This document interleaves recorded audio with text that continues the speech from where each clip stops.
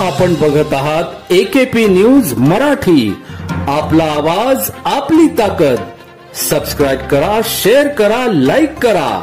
AKP news Marathi.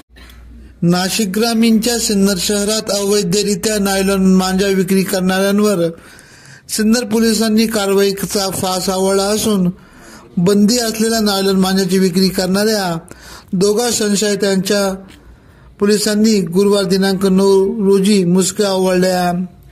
Police अधीक्षक विक्रम देशमाने यांनी अवैधरित्या नायलॉन मांजा विक्री करणाऱ्यांवर प्रभावी कामगिरी करण्याचे आदेश दिले आहेत. त्या अनुषंगाने सिन्नर पोलीस ठाण्याचे पोलीस निरीक्षक संभाजी गायकवाड यांनी सिन्नर पोलीस ठाण्याचे पोलीस अंमलदार यांना अवैधरित्या नायलॉन मांजा विक्री करणाऱ्यांवर कठोर कारवाई करण्याच्या सूचना केल्या. त्या अनुषंगाने सिन्नर पोलिसांकडून शहरात अशा प्रकारच्या घातक नायलॉन मांजाची विक्री करणाऱ्यांचा शोध सुरू असताना पोलिसांना एक तरुण असा घातक मांजा विक्री करीत असल्याची गोपनीय माहिती मिळाली होती. त्या अनुषंगाने पोलिसांनी कारवाई करून संशयित शुभम राजेंद्र ससले वय 23 राहणार गौतम नगर सिन्नर तसेच अर्जुन गोकुळ चारण हा अवैधरित्या मांजा विक्री करताना आढळून आले.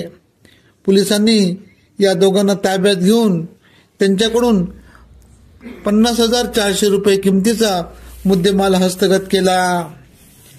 तसेच नायलॉन मांजाचे रेळे हस्तगत केले.